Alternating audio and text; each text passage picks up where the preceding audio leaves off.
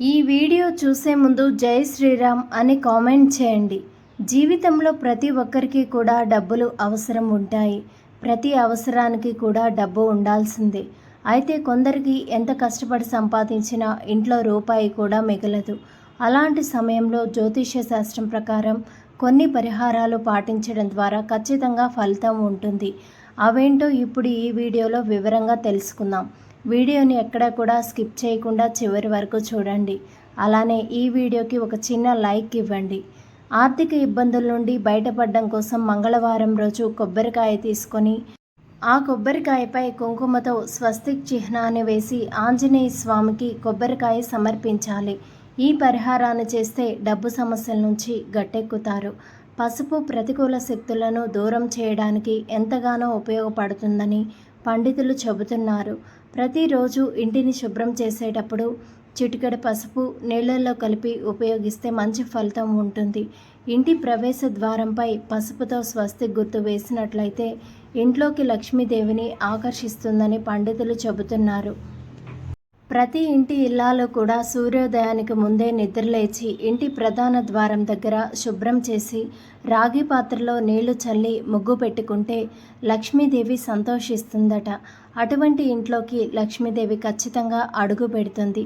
అమావాస్య రోజున తప్పనిసరిగా లక్ష్మీదేవిని పూజిస్తే ఆమె కరుణా కటాక్షాలకు పాత్రలు కావచ్చని శాస్త్రం సూచిస్తోంది.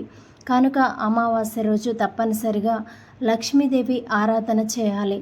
సంపద రెట్టింపు అవ్వాలంటే ఇంటి పూజ గదిలో లక్ష్మీదేవి కమలంపై కూర్చొని ఉండే చిత్రాన్ని ఉంచాలి.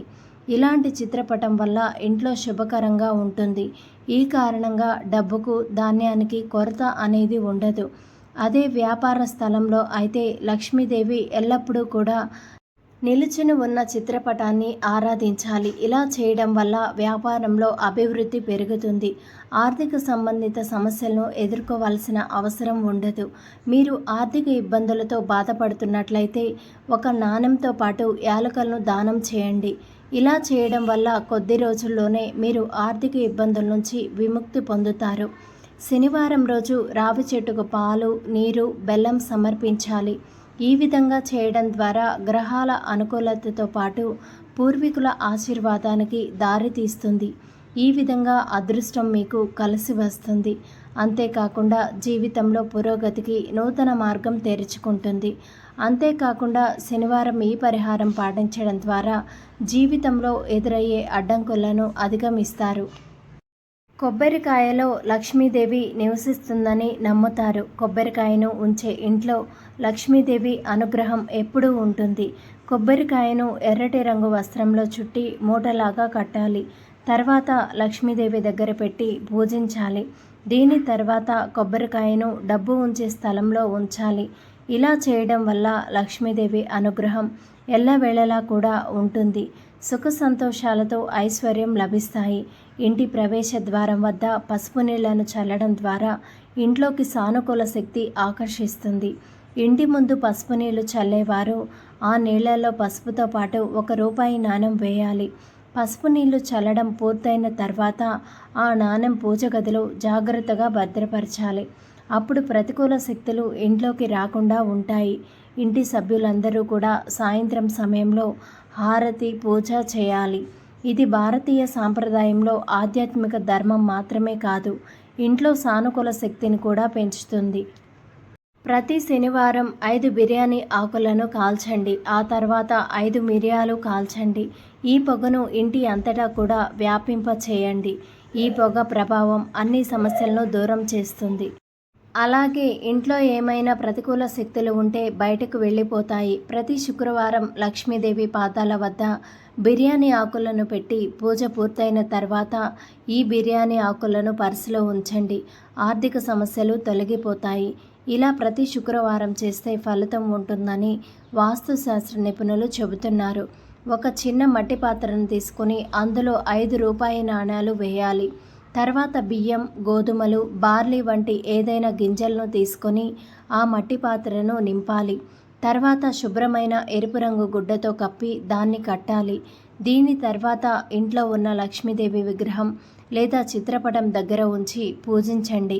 ఒక రోజంతా ఉంచిన తర్వాత మరుసటి రోజు లక్ష్మీదేవిని పూజించిన తర్వాత ఈ చిన్న మట్టి పాత్రను తీసుకొని డబ్బు ఉంచే ప్రదేశంలో ఉంచండి. ఇలా చేయడం ద్వారా మీరు కొద్ది రోజుల్లోనే మార్పును చూస్తారు. మీ అదృష్టం కూడా మారుతుంది. ఇంటి సింహద్వారాన్ని ద్వారలక్ష్మిగా భావిస్తారు కనుక గడప దగ్గర చెప్పులు చిందరవందరగా పడేయడం, గడప మీద కాలు పెట్టి ఇంట్లోకి రావడం వంటి పనులు చేయకూడదు. ఇది ద్వారలక్ష్మిని అవమానపరిచినట్లు అవుతుంది. పసుపు కుంకుమలు ఉన్న గడపలు లక్ష్మీదేవికి ఆహ్వానం పలుకుతాయని శాస్త్రం చెబుతోంది. చిల్లర నాణాలను, పువ్వులను, అన్నాన్ని నిర్లక్ష్యంగా పడేసే వారికి లక్ష్మీ అనుగ్రహం ఎప్పటికీ లభించదు. కనుక వీటి విషయంలో నిర్లక్ష్యంగా ఉండకూడదు. చిల్లర డబ్బులను జాగ్రత్తగా చూసుకోవాలి. పువ్వులను కూడా దారిలో పడేయడం చేయకూడదు. తినగలిగేంత మాత్రమే అన్నం వండుకోవాలి. ఎక్కువగా వడ్డించుకొని పడేయకూడదు. ఉదయం ఇంటిని శుభ్రం చేయకుండా బ్రేక్ఫాస్ట్ చేయకూడదు. ఎంత ఉదయాన్నే బయటకు వెళ్లాల్సి వచ్చినా సరే ఇంటిని శుభ్రం చేయకుండా తాళం వేసి అలా అస్సలు బయటికి వెళ్ళకూడదు. ఇలా చేస్తే ఇంట్లోకి దరిద్ర దేవత ప్రవేశిస్తుంది. ధన్యవాదములు. ఈ వీడియోని లైక్ చేసి మా ఛానల్ని సబ్స్క్రైబ్ చేసుకొని సపోర్ట్ చేయండి. అలానే ఈ వీడియోని చివరి వరకు చూసినట్లయితే జై శ్రీరామ్ అని తప్పకుండా కామెంట్ చేయండి.